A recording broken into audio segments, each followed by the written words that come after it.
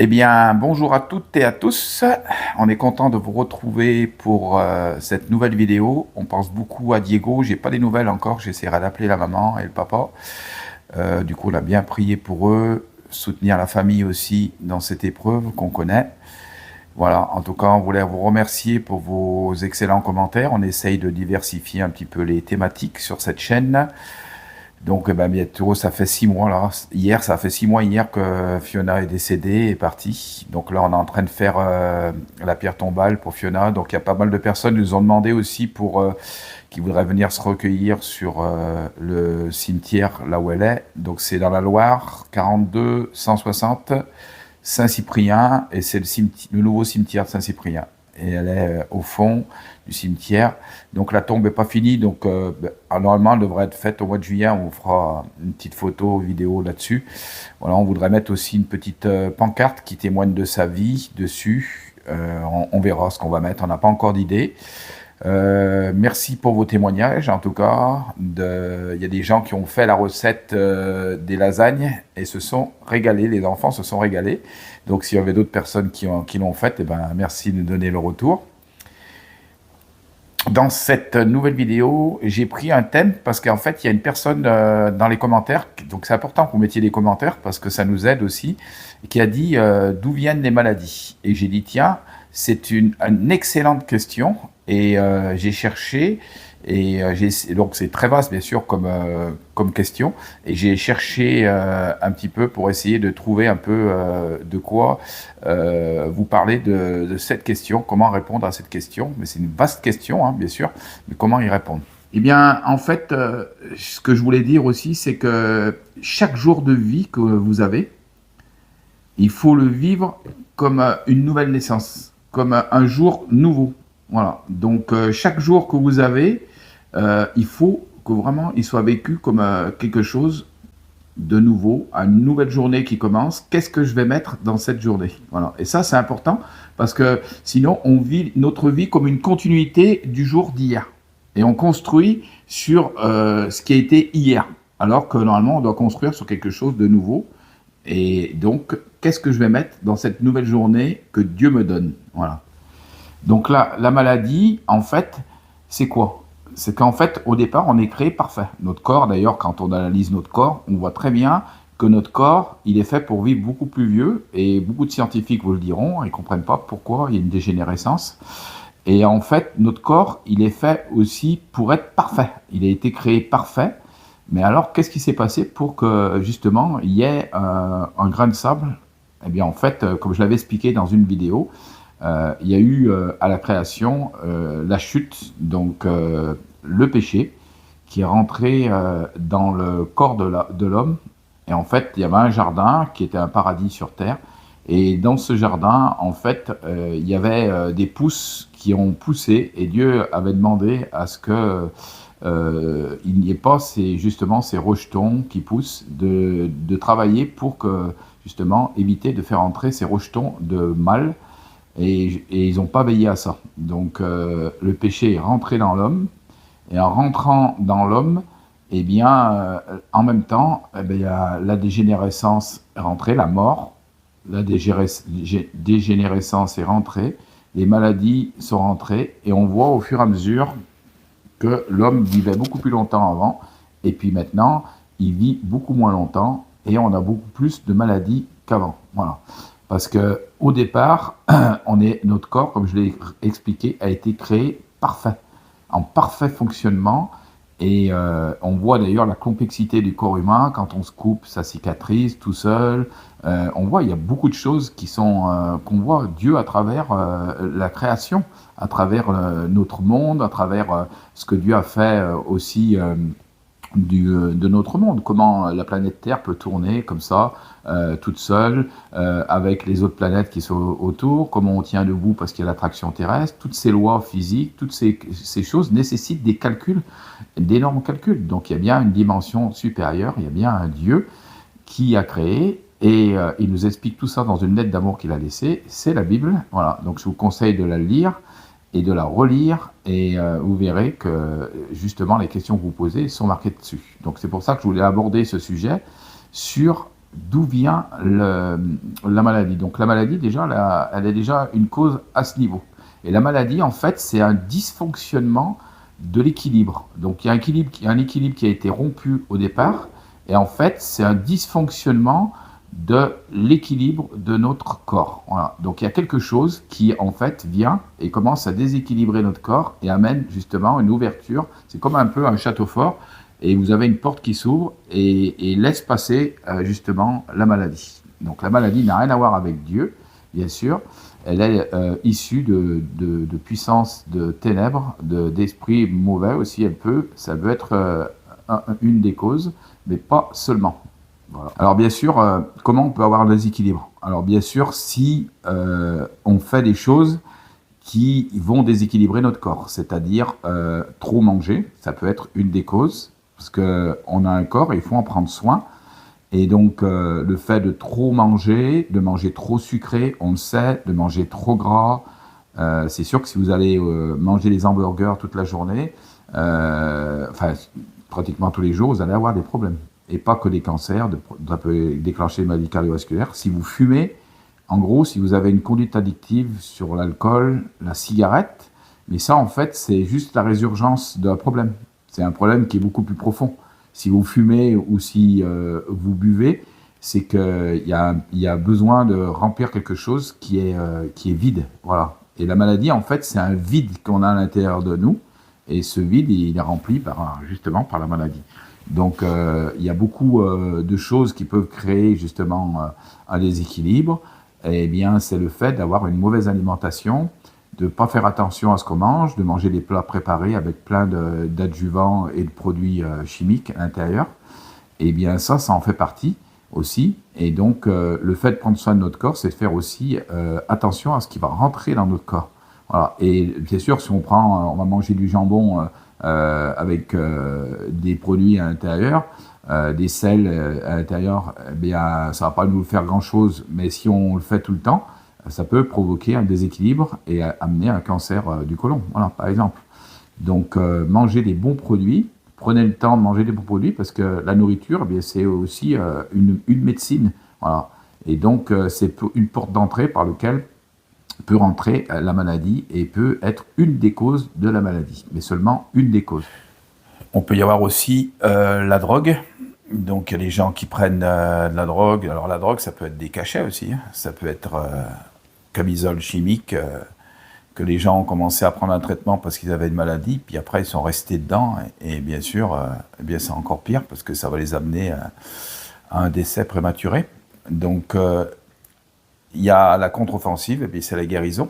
Donc c'est pour ça qu'il faut toujours espérer. Comme on l'a vu dans de précédentes vidéos, les gens qui ont espéré et qui ont eu une guérison. Voilà, parce que Dieu est le Dieu Rapha. Il se définit comme le Dieu Rapha en hébreu, c'est celui qui guérit, celui qui fait rentrer la lumière là où il y a les ténèbres, là où il y a eu un déséquilibre qui ramène l'équilibre dans notre corps. Voilà. Donc ne jamais désespérer. Si vous désespérez, vous sombrez dans l'anxiété, vous sombrez dans la peur, et le fait d'avoir ces sentiments, qui sont des sentiments qui n'ont rien à voir avec Dieu, eh bien vous ouvre une porte un petit peu, comme je disais tout à l'heure, c'est comme un château fort, vous ouvrez une porte à la maladie. Vous laissez en gros une partie qui est pleine à l'intérieur de vous, une partie qui vient être un vide, et là où la maladie peut s'installer. Voilà. Donc souvent on dit les écrits restent et les paroles s'envolent. Eh bien c'est complètement faux, parce que la mort et la vie sont au pouvoir de la langue. Voilà ce que dit la Bible. Donc ça veut dire que en fait, ce que vous avez pu dans des temps plus anciens, dans le passé, recueillir, en fait, a pu provoquer un trouble à l'intérieur de vous. Je donne l'exemple d'un enfant avec lequel on a toujours insulté l'enfant, toujours crié sur l'enfant, lui dit des paroles désagréables, tu ne réussiras jamais, mais tu es nul. Et du coup, finalement, ces paroles, elles sont rentrées et la personne l'a cru, et ça a créé un déséquilibre qui peut amener à une maladie, qui peut amener à des addictions, à prendre des produits pour compenser justement ce mal-être qui est à l'intérieur de la personne. Donc la maladie, c'est toujours un déséquilibre du corps Et comme cette maladie en fait provoque un vide à l'intérieur de nous et donc peut amener à la mort et peut amener à des maladies qui sont longues. Et le meilleur moyen d'en sortir, c'est de regarder à ce qui s'est passé, d'où peut venir cette maladie. Eh bien, elle vient souvent de problèmes psychosomatiques, c'est-à-dire d'un manque de pardon. Vivre dans un manque de pardon, on oublie, on le met dans un coin, en fait c'est ça, c'est qu'on le met dans un coin de notre vie, ah bah oui ça s'est passé, mais je retiens toujours à cette personne, non, je lui pardonnerai pas. Mais en fait c'est toi que tu es en train de condamner, parce que c'est à quoi t'appartient le pardon. Donc l'amertume aussi, c'est être vraiment quelque chose de profond et qui peut toucher la personne, donc c'est des choses qu'on garde à l'intérieur de nous. Donc je vais vous donner un exemple, par exemple, vous voulez acheter une maison, et puis la personne qui vous vend la maison vous dit ah ben je vous vends la maison sauf le clou qui est là, et parce que moi je vais à la chasse et j'amène mes grives et je les fais faisander ici. Et donc la personne vient, elle frappe à la maison et il dit ah ben je vais mettre ma grive sur mon cou, il m'appartient. Voilà. En fait, le fait de garder quelque chose à l'intérieur de nous crée un déséquilibre et donc laisse une porte justement pour pouvoir faire entrer le mal, la maladie. Voilà. Donc ça peut être une des causes. Le fait que vous ayez gardé de l'amertume, tout le ressentiment que vous pouvez avoir peut-être avec des parents qui n'ont pas été ce qui aurait dû être, voilà, le ressenti, ce que vous êtes actuellement est conséquence de ce que vous avez vécu avant. Donc pour pouvoir changer les choses, il faut que dans votre présent, vous mettiez quelque chose de nouveau. Donc le pardon, l'acceptation que vos parents, ils n'ont pas été parfaits, qu'eux-mêmes ont eu une mauvaise éducation et qu'ils l'ont reporté sur vous, ça peut être aussi une des causes. Et là, il faut rentrer dans une thérapie pour pouvoir justement se débarrasser de tout ça, parce qu'il y a des gens justement qui ont des complexes d'infériorité, parce qu'ils ont du rejet sur leur vie, ils se sentent rejetés parce qu'on les a maltraités, et du coup c'est rentré à l'intérieur d'eux. Et en fait, il faut essayer de sortir de tout ça et de construire le présent pour que votre futur, justement, il ne ressemble plus à votre passé. Voilà. Et ça, c'est important. C'est une des causes de la maladie qui peut créer une maladie chez vous, quoi. Après, c'est vrai qu'il y a des enfants qui naissent et qui sont, qui sont malades, voilà, directement. Mais ça, c'est le fait aussi qu'on est sur cette terre. Et sur cette terre, nos corps, comme je l'ai expliqué au début, sont déréglés par le fait que la maladie, elle peut venir sur n'importe qui. Voilà. Donc c'est une des conséquences de la chute, justement, du départ du premier homme et de la première femme qui a été créée par Dieu. Et donc qui a laissé, justement, comme je l'explique, le fait que ça doit être une autorité au mal de pouvoir vous toucher et vous attaquer. Donc le fait de conserver et de garder sa position sur le passé, sur ce qui s'est passé chez vous, et il y a beaucoup de gens à qui j'ai pu discuter et qui ont vécu des choses traumatisantes. Alors c'est sûr que ça n'a rien à voir, c'est pas de leur faute. Il y a des gens, ils ont été violés ou ils ont subi des abus, même verbaux, et eh bien c'est pas de leur faute du tout. Et pourtant, vous avez le pouvoir de pardonner. Alors ça se fait peut-être pas du jour au lendemain, mais si vous commencez à renoncer justement à dire je suis la vilaine petite bête à qui on a fait plein de mal, et donc vous laissez toujours en victime, vous en êtes une, mais si vous ne renoncez pas à ça et à dire je vais faire la grâce, une grâce, c'est-à-dire que de vous libérer de tout ça et de renoncer à la vengeance, parce qu'il y a des gens qui veulent se venger, et ça c'est terrible, et donc vous allez vous tirer un peu une balle dans le pied, quoi. Vous laissez vraiment une porte ouverte au mal de vous toucher. Donc, que vraiment la lumière puisse rentrer en vous, la lumière de Jésus-Christ, voilà, c'est ce que je vous conseille. Et une fois que l'amour de Jésus est rentré en vous, Dieu se définit, comme je l'ai dit, le Dieu qui guérit. Et Dieu a dit, dans 630 ans avant que Jésus vienne, il y a un prophète qui a dit que Jésus, il parlait de Jésus, hein, il a dit qu'il serait mis au rang des malfaiteurs, et qu'il serait fouetté, et que par ses meurtrissures, justement, on aurait la guérison. Voilà. Et donc, Jésus est venu guérissant les malades, et il est le même hier, aujourd'hui et éternellement, puisqu'il est ressuscité, et il est en capacité, si vous l'invoquez, de vous guérir. Moi, j'ai de nombreux témoignages de guérison qui se font dans le monde entier. Dieu guérit. En France, c'est plus compliqué parce que les gens réfléchissent beaucoup. Ils veulent intellectualiser Dieu, c'est-à-dire ils veulent comprendre Dieu avant de voir Dieu agir. Alors que dans d'autres pays bien moins intellectuels que la France, cartésiens on va dire, eh bien c'est plus facile, il y a beaucoup plus de guérison parce que les gens intellectualisent pas leur foi. Ils saisissent des choses qu'on leur dit, ils croient à la parole tout simplement et les gens ont des guérisons. Pourquoi aussi? Parce qu'il y a moins d'hôpitaux, moins de facilité de se faire soigner directement, et les gens donc utilisent beaucoup plus leur foi. Un des faits aussi, c'est la mélancolie. Donc les gens qui sont dans la mélancolie peut amener des dépressions, et des fois on les traite aussi avec des cachets, et les cachets qu'on prend des fois nous amènent à encore pire, des fois peuvent nous emmener encore pire dans des dépressions. Alors, je suis pas du tout contre les cachets, il en faut des fois pour se faire aider, et c'est important, mais faire attention, parce qu'après on peut créer une addiction. Donc la mélancolie, elle peut amener des cancers, elle peut amener toutes ces choses. On est en France, on ne regarde pas trop ces problèmes de maladies psychosomatiques, on est plus à dire il y a telle maladie, on la soigne. Voilà. Mais en fait, pour la mélancolie, le meilleur remède, c'est la joie du ciel, la joie du Saint-Esprit, la joie de l'amour de Jésus. Voilà. Après, il peut y avoir un choc physique. Souvent, un divorce, par exemple, peut créer un choc à l'intérieur émotionnel, ou un choc physique aussi peut créer un accident de voiture, peut créer un choc émotionnel et ouvrir une porte à la maladie. Voilà. Donc c'est pour ça qu'il faut toujours peut-être voir un psychologue, en parler pour pouvoir se débarrasser de ces choses et éviter justement de laisser une porte d'entrée et à une maladie qui pourrait survenir plus tard. Voilà. Donc en fait c'est un vide que vous créez et le fait je le dis aussi, hein, le fait de ne pas vouloir pardonner, ça donne le pouvoir à la maladie de créer un vide et donc vous abandonnez une partie de votre vie au mal. Voilà. En gros, c'est ça. Aussi, un des aspects, c'est que Dieu a fait des lois et le fait de vivre sans ces lois, en fait, nous amène dans des addictions et dans des problèmes.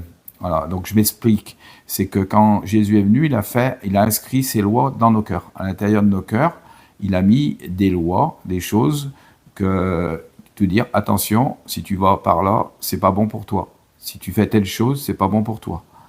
Et donc le fait de respecter ces lois, donc éviter de pécher, en fait, ça veut pas dire que je suis saint et je suis pur, c'est pas ça. Mais éviter de parler, de dire du mal, de voler, voilà, toutes ces choses qui vont amener du stress sur nos vies, qui vont amener une porte ouverte justement à la maladie. Donc Dieu définit le fait d'aimer Dieu, le fait de se rapprocher de Dieu, c'est le fait aussi de respecter les lois qu'il a mis à l'intérieur de nous. Et le fait de vivre sans Dieu, le fait de vivre sans croire à cela, en fait, nous empêche de pouvoir être en plénitude avec Dieu, que la lumière pleine de Christ puisse pénétrer en nous, puisse nous transformer, puisse nous changer et nous aider à lutter contre la maladie. Alors, bien sûr, vous allez me dire, oui, mais il y a des gens, les croyants, ils sont malades. Ça, c'est vrai. J'ai été malade plusieurs fois, mais aussi j'ai été guéri par le Seigneur, voilà, plusieurs fois. Il peut y avoir des gens, bien sûr, on le sait, qui décèdent d'une maladie. J'en connais, des chrétiens qui sont décédés d'une maladie. Je n'ai pas l'explication à tout. Et je ne peux pas dire que ces chrétiens, ils vivaient dans un état qui n'était pas sain, ça c'est faux, mais certainement qu'ils étaient peut-être beaucoup plus sains que d'autres personnes chrétiennes, mais je n'ai pas la réponse à tout, c'est ce que je veux dire dans cette vidéo, mais j'essaye d'expliquer et de vous éviter beaucoup d'erreurs qui peuvent amener dans votre vie d'avoir des problèmes. Voilà. Et donc toutes ces pistes, en fait, sont des endroits où la maladie peut s'installer dans votre corps. Donc, ne pas rester prisonnier du passé. Voilà, c'est ça qui est important. C'est que chaque jour est un jour nouveau, et ce jour nouveau que vous construisez aujourd'hui, ça va donner lieu à construire votre avenir. Voilà. Et un avenir sans maladie, en étant... moi, je ne peux pas dire que j'ai de la haine pour quelqu'un. Non. Des fois, ça m'arrive d'être blessé par quelqu'un, mais tout de suite, je travaille en disant je pardonne, je relâche ça. Pourquoi? Parce que je ne veux pas avoir de haine pour une personne. Je ne veux pas traîner ça parce que je sais que ça peut être dangereux pour moi. Voilà. Et c'est dangereux aussi pour vous. Voilà, c'est pour ça que cette chaîne, elle tient aussi à vous aider, comme Fiona l'a fait, à progresser et à comprendre les choses. Voilà, le fait de s'approcher de Dieu, c'est vraiment essentiel sur cette terre. Ça vous permet de vivre en paix, en harmonie. Et cette paix, eh bien, vous ne pouvez pas l'avoir, vous ne pouvez pas l'acheter. Elle ne s'achète pas. Elle vient par le fait que vous avez une relation avec Dieu et que Dieu a mis sa paix et son amour, qu'il a calmé en fait l'agitation qu'il y a à l'intérieur de vous, l'amertume, toutes les choses que vous avez pu vivre dans votre passé. Moi, je vais vous dire, j'ai été délivré de la cigarette instantanément. Voilà, on a prié pour moi, j'ai été délivré de la cigarette parce que je savais que la cigarette, ça détruisait mon corps et ça m'amenait à décéder plus rapidement que prévu. Voilà. Donc Dieu m'a délivré, on a prié et j'ai été délivré, je m'en suis même pas aperçu et j'ai jamais plus, ça fait 25 ans, et jamais pu toucher une seule cigarette. Donc merci Seigneur pour cette guérison qu'il a opérée, il en a opéré de nombreuses aussi à l'intérieur de moi. Et donc, je vous conseille de vous approcher grandement de Jésus-Christ, et pas d'une religion, mais de lui parler et de lui dire, voilà ce qui ne va pas dans ma vie, parce que Dieu attend ça. Il n'est pas quelqu'un qui viendra vous violer et violer votre intimité. Il attend que vous lui dites ce qui ne va pas à l'intérieur de vous pour qu'il puisse vous guérir et vous transformer. Aussi, j'en ai pas parlé encore, c'est la jalousie. Donc ça peut être, toi qui regardes cette vidéo, quelque chose qui peut te toucher, que tu as vécu, parce que par exemple s'il y a eu un déséquilibre dans ta famille où on a plus donné à un enfant qu'à un autre, eh bien ça a pu créer à l'intérieur de toi de la jalousie. Voilà. Donc le fait, même s'il y a eu une erreur, eh bien de ne pas rester sur cette erreur et de pardonner. Et alors c'est quelque chose qui ne se fera pas bien sûr du jour au lendemain, mais je t'invite à prier Jésus-Christ pour qu'il puisse t'aider justement à ne plus avoir de jalousie et de voir que tu es une pièce unique et que tu as des empreintes digitales qui te rendent unique, tu as un ADN qui est unique, et que du coup, le fait que le Seigneur va t'aider à guérir de ce sentiment de rejet, sentiment de jalousie, ça peut être dans ton couple et ça peut être destructeur. Voilà, excusez-moi. Ça peut être destructeur dans ton couple. Donc, il faut travailler là-dessus et prier le Seigneur pour qu'il te délivre justement de cette jalousie et qu'il rééquilibre en toi un amour et il veut te faire voir qu'en fait, tu es une pièce unique et qu'il t'aime comme tu es. Voilà. Mais pas te comparer aux autres, parce que quand on est jaloux, on a toujours tendance à se comparer aux autres, à dire lui il a plus de choses, moi j'en ai moins. Juste l'exemple en fait de cet enfant, de ce père qui donne à une fille, il va dire je donne un bonbon à un et 2 bonbons à ta sœur. Ou alors je donne bonbons à personne. Et il pose la question à la fille, elle lui dit non, tu donnes de bonbons à personne. Pourquoi? Parce qu'il y avait la jalousie. Voilà. Et en fait, on n'accepte pas que l'autre ait plus que nous, et ça nous rend jaloux. Et ça, c'est pas normal. Voilà, parce qu'on est tous uniques et différents. Il y a des gens qui ont des intelligences bien supérieures à d'autres, et donc on n'a pas à se comparer aux autres. On est ce qu'on est, on a des qualités, on a nos défauts, et c'est ce qui fait qu'on est unique. Et quand on pense qu'on est unique devant Dieu, eh bien en fait on veut juste plaire à Dieu et pas se comparer à l'autre, parce que c'est dangereux de se comparer à l'autre. Si l'autre est comme ça, c'est parce qu'il en a les capacités. S'il y a des gens qui sont chirurgiens, c'est que Dieu leur a donné au départ des capacités qu'ils ont développées, mais il leur a donné les capacités pour pouvoir être ça. Donc il ne faut pas se comparer et dire moi je ne peux pas être ça, moi je ne peux pas avoir beaucoup d'argent parce que j'ai un travail qui ne me le permet pas. Non, eh bien, de ce que tu es, eh bien, c'est toujours quelque chose qui est bon et qui aide les autres, le fait de travailler. Et c'est toujours quelque chose qui aide la société et qui aide les autres, même si tu n'as pas le même niveau qu'un autre, ne te compare pas à l'autre, parce que la jalousie, c'est quelque chose de destructeur et qui peut amener beaucoup de choses mauvaises. On a vu beaucoup d'ailleurs de crimes faits par passion, par jalousie. Et ça, c'est terrible, parce qu'on ne dirait pas, mais le rejet, la jalousie, eh bien, ça amène vraiment des choses terribles et ça peut amener des drames. Voilà. Donc, pardonnez. Et ne vous laissez pas prendre par toutes ces choses qui ont influencé votre passé. Et donc, ne laissez pas votre passé, comme je le dis, influencer votre avenir. Mais c'est aujourd'hui que tu dois prendre la décision. Parce qu'aujourd'hui, c'est un jour nouveau sur ta vie. Et c'est le jour où tu dois réfléchir comment tu vas construire aujourd'hui, comment tu vas construire ton futur. Tout à l'heure,